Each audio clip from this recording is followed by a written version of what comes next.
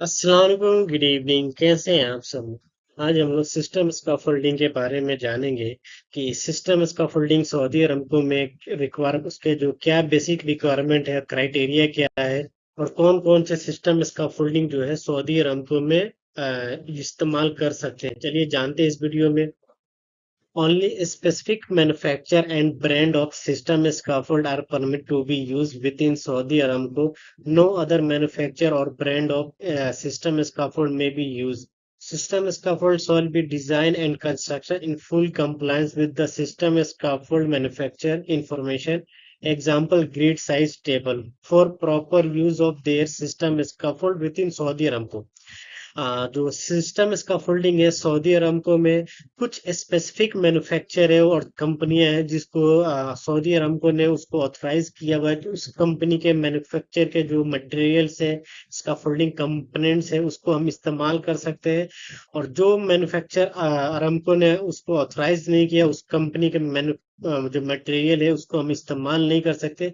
System scaffolding जो है आप उसको जो डिजाइन किया गया हुआ है उसके हम ग्रिड साइज टेबल के हिसाब से हम लोग कर सकते हैं।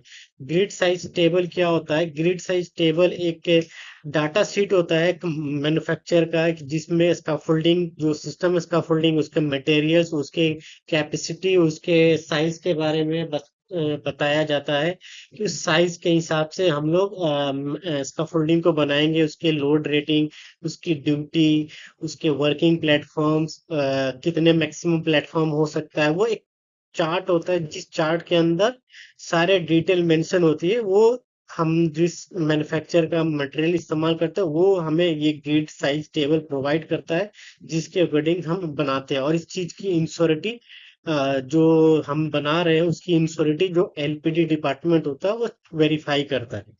System scaffold from different manufacturers shall not be intermixed unless permitted in written by each manufacturer whose system will be intermixed.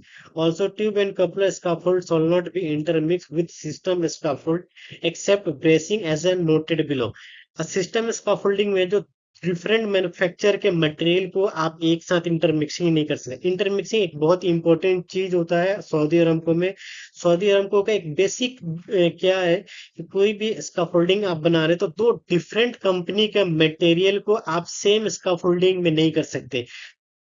कब नहीं कर सकते? जब तक दोनों का सेफ वर्कलोड, जिन दोनों के टेस्ट रिपोर्ट, दोनों का कोलेबरेशन, अगर दो कंपनियों का कोलेबरेशन एक साथ है तब आप इस्तेमाल कर सकते। उसका रिटन डॉक्यूमेंटेशन है या फिर उसका दोनों कंपोनेंट्स है, उसके जो ट्यूब है या कपलर, उसका जो सेफ वर्कलोड सेम है और ये रिटर्न में है। और जब तक इसको जो है सीएसडी डिपार्टमेंट वेरीफाई नहीं करके अप्रूव नहीं करता तब तक आप दो डिफरेंट कंपनी के मैन्युफैक्चर को आप इंटरमिक्सिंग नहीं कर सकते सिस्टम स्कैफोल्डिंग में।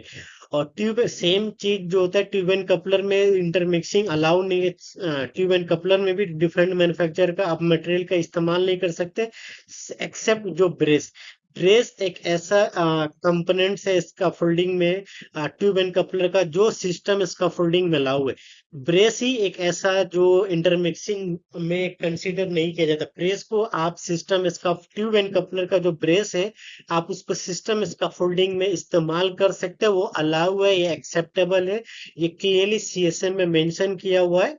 लेकिन बाकी ब्रेस के अलावा आप कुछ भी इंटरमिक्सिंग नहीं कर सकते जब तक कोई रिटन डॉक्यूमेंटेशन नहीं है या फिर आपके पास दोनों मटेरियल का सेफ वर्कलोड नहीं है और या फिर जब तक आपके पास सीएसडी डिपार्टमेंट का या एलपीडी का अप्रूवल नहीं है।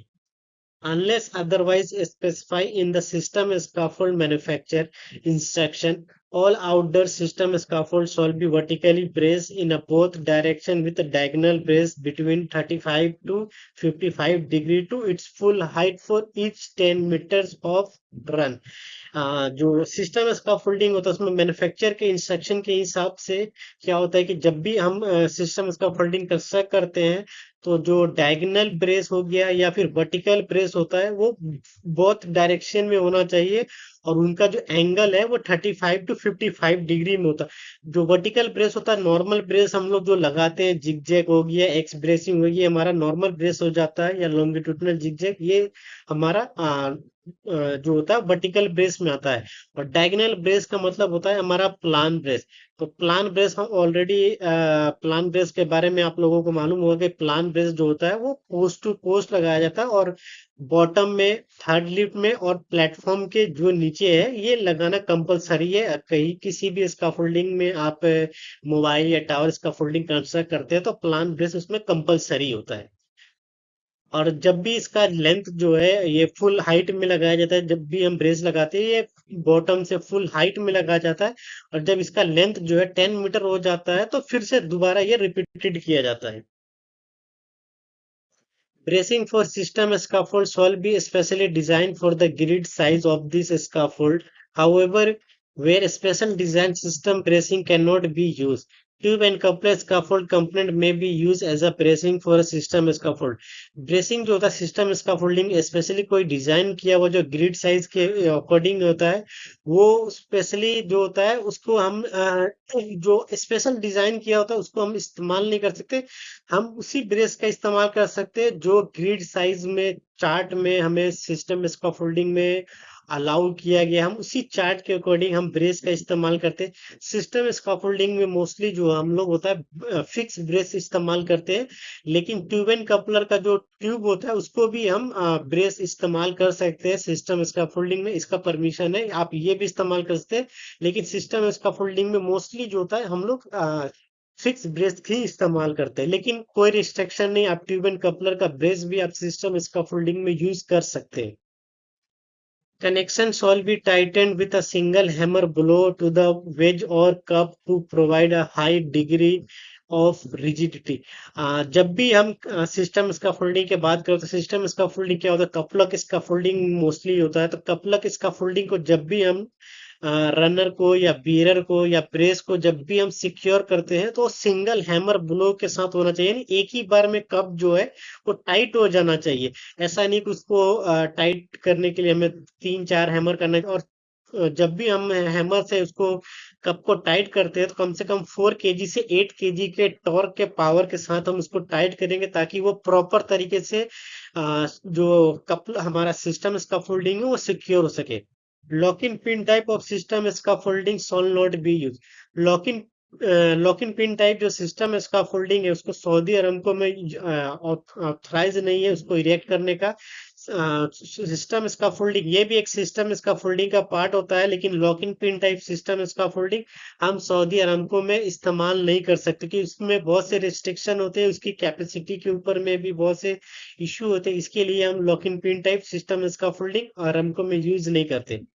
Posts shall be connected by bolted spigats and they shall be secure into place using two spigats pin off for situation where uplift may occur. The upper post standard shall be slide over the spigats.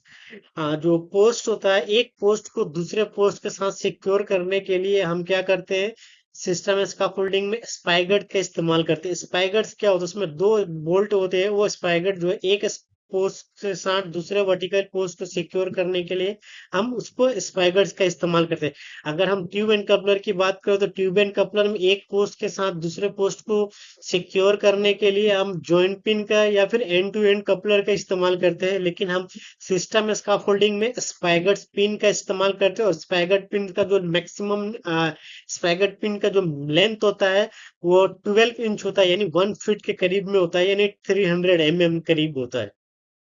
Ladder manufacture of use with a specific system scaffold shall be conforming to the basic requirement for ladder and step. See chapter ladder and step ladder. जो ladder होता है हम जो scaffolding में इस्तेमाल करते हैं, वो लेडर का जो मैन्युफैक्चर होता है, हम बेसिक मैन्युफैक्चर को देखते हैं कि जो हम लेडर इस्तेमाल कर रहे हैं सिस्टम स्कैफोल्डिंग में या फिर हम ट्यूब एंड कपलर में, कम से कम जो हमारा बेसिक जो स्कैफोल्डिंग का जो रिक्वायरमेंट है वो फुलफिल होना चाहिए, जो बेसिक लेडर रिक्वायरमेंट है वो फुलफिल होना चाहिए, मिनिमम सेफ्टी रिक्वायरमेंट को फुलफिल होना चाहिए। और लेडर का जो स्टैंडर्ड्स होता है वो कम से कम एनसी स्टैंडर्ड हम लोग इस्तेमाल करते हैं। जो प्रेफरेबल किया जाता है सऊदी अरमको में, एनसी स्टैंडर्ड का हम लोग लेडर का इस्तेमाल करते हैं। और स्टेप लेडर जो होता है वो मोस्टली जो हम लोग इस्तेमाल करते हैं वो मैक्सिमम जो लेंथ होता है वो 6 मीटर का होता है। हम 6 मीटर का जो लेंथ का मैक्सिमम जो स्टेप लेडर होता है हम उसका इस्तेमाल करते हैं। बाकी जो स्टेयरवे है वो हम स्काफोल्डिंग में बहुत ही कम इस्तेमाल करते हैं। लेकिन हम लोग जो स्टेप लेडर है वो हम ज्यादातर इस्तेमाल करते हैं। और स्टेप लेडर जो होता है कम से कम बेसिक सेफ्टी रिक्वायरमेंट को मीट करना चाहिए। और स्टैंडर्ड कम से कम एनसी स्टैंडर्ड्स होने चाहिए। और उसका जो मैक्सिमम लेंथ है वो 6 मीटर होता है। अगर वीडियो अच्छी लगे तो चैनल को लाइक एंड सब्सक्राइब करें ताकि आने वाले वीडियो का नोटिफिकेशन आपको जल्द से जल्द मिल सके। और अगर किसी भी भाई को सऊदी अरमको का स्काफोल्डिंग सुपरवाइजर और स्काफोल्डिंग इंस्पेक्टर का कोई ट्रेनिंग चाहिए, चाहे सुपरवाइजर कंप्यूटर टेस्ट का या परफॉर्मेंस टेस्ट का, किसी भी भाई का अगर स्काफोल्डिंग सुपरवाइजर का एग्जाम है या फिर मेरे से ट्रेनिंग लेना चाहते हैं तो मुझे कांटेक्ट कर सकते हैं। व्हाट्सएप डिस्क्रिप्शन में दिया हुआ है। इसका फोल्डिंग सुपरवाइजर 1 या इसका फोल्डिंग सुपरवाइजर 2S 2T या फिर इंस्पेक्टर के लिए किसी भी चीज के लिए अगर किसी को ट्रेनिंग चाहिए, पर्सनल ट्रेनिंग चाहिए, तो वो मुझे व्हाट्सएप पे कमेंट कर सकते हैं, व्हाट्सएप पे मैसेज कर सकते हैं, यूट्यूब चैनल पे मेरे कमेंट कर सकते हैं, फेसबुक पे कर सकते हैं। मेरा जो नंबर व्हाट्सएप लोकेशन डिस्क्रिप्शन में मेंशन है। तो किसी भी चीज का अगर किसी को हेल्प चाहिए स्काफोल्डिंग सुपरवाइजर से या एग्जाम से, कंप्यूटर टेस्ट हो गया या फिर परफॉर्मेंस टेस्ट हो गया, तो मुझे व्हाट्सएप या कमेंट कर सकते हैं। इंशाल्लाह मैं आपसे कांटेक्ट करूंगा। अगर किसी को कोई ऐसे कोई हेल्प चाहिए, कोई हैंडबुक चाहिए, सीएसएम चाहिए, तो वो भी कमेंट कर सकते हैं। अगर किसी को सिर्फ पर्सनल ट्रेनिंग चाहिए तो वो भी कांटेक्ट कर सकते हैं। अगर वीडियो अच्छी लगे तो चैनल को लाइक और सब्सक्राइब करें ताकि आने वाले वीडियो का नोटिफिकेशन आपको जल्द से जल्द मिल सके। Thank you.